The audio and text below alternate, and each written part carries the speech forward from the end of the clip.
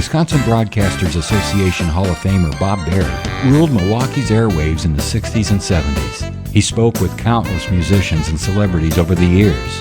Bob collected remarkable recordings of these encounters, which he's now sharing with the public. Here's Bob. Today's podcast guest is one of those actors where you say, wait a minute, I love her. What do I know her from? Well, the answer is everything. Broadway, film, television, award-winning drama, awkward family dinners. She's done it all. She's been nominated for an Oscar, stolen scenes from Hollywood legends, and made us laugh, cry, and rethink Thanksgiving conversations. If you've ever watched a movie and thought, that character feels dangerously real, chances are it was Celia Weston. You've seen her on Alice, Parenthood, Modern Family, and In the Bedroom, where her performance earned her an Academy Award nomination. Celia Weston is one of the stars of the top-rated CBS television show Alice. She stars as a Southern lady trucker turned waitress named Jolene Honeycutt. Hi, Celia. How are you? I'm pretty good. Celia Weston in real life did a lot of babysitting and actually waiting on tables before she became an actress. Are you going to tell me you were discovered at a soda fountain or a McDonald's restaurant or something? Not hardly. No. Of course, I don't know an actor that hasn't waited on a table in real life. But, no, I was not discovered in that regard. And my mother is probably ruing that I ever confessed that I waited on a table in real life. I hope she won't hear this. Doesn't get to Milwaukee too often. But it has served me well, and that when I went to the job of Jolene and in Mel's Diner, at least I knew. I mean, I was new to television and certainly new to primetime situation comedy.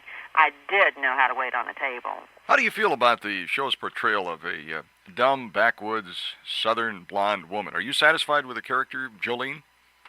Well, for starters, I don't think she's ever been portrayed as dumb. I think that she has an unsophisticated edge to her, but... Well, look, y'all, I didn't mean to offend Jolene there. I said I didn't mean to offend Jolene.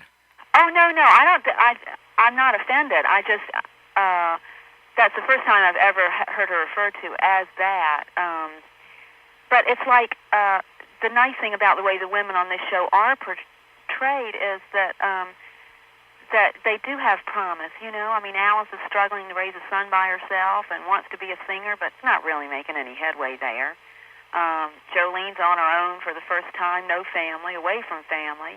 Vera now has just gotten married, and that's going to add another dimension to our show. Vic Tayback was speaking to that point just yesterday, how nice it is that finally one of these people is living a real married life, and you know, that's something we sort of neglected. None of us have been able to act much to that audience, because how much can we know, four unmarrieds working together all the time? Does your southern accent come naturally, or? Well, I'm Southerner by birth, but a different kind of Southern from Jolene. I was blessed with life's advantages, and as my mother says, she's very well educated, which Jolene isn't. And so I have a good ear for dialect, and I've always had a love of observing human behavior, and I think that I started my training just as my own personal entertainment, really, back home. For all those out there who have little girls in dance recitals, they're 3-4 years old, they can take heart because Celia Weston was in a dance recital when she was 4 years old. My mother said all of my dance skill went right out the window as soon as they put lipstick on me.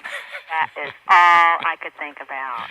I stood out there with my lips in just the most unflattering position, so I would not mess up my lipstick or lose any. You did a commercial with Mickey Spillane. I was a stage actress, and I really hadn't done, that was my first commercial, and it was one that ran for a while. I don't know if you remember, it was Miller Lite he's at the typewriter writing, and it's a rainy night, and there's a neon sign flashing on and off, and it's a smoky room. Supposedly he's been at the typewriter for hours and through many cigarettes, and this gun mall comes in as he's writing and pours his beer.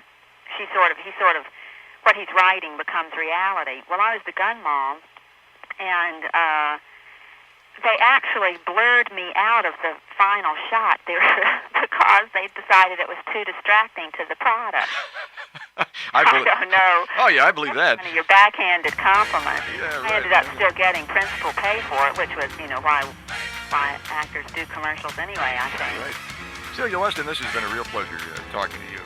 Certainly learned a lot about the person behind Jolene Honeycutt. And we'll continue, of course, to watch you on Alice, but we'll be looking for further ventures in your career. Well, thanks, Bob. I hope there is a lot to tell. Bob Berry, WOKY 9092. Thank you for listening to Bob Berry's Unearthed Interviews. Be sure to subscribe and rate our podcast wherever you find your podcasts. You can find all our episodes at WisconsinBroadcastersMuseum.org. Check out Bob Berry's book, Rock and Roll Radio Milwaukee. Book sale proceeds support Donate Life Wisconsin. Special thanks to Wisconsin Historical Society and for financial support from WBA Hall of Famer Terry Bond.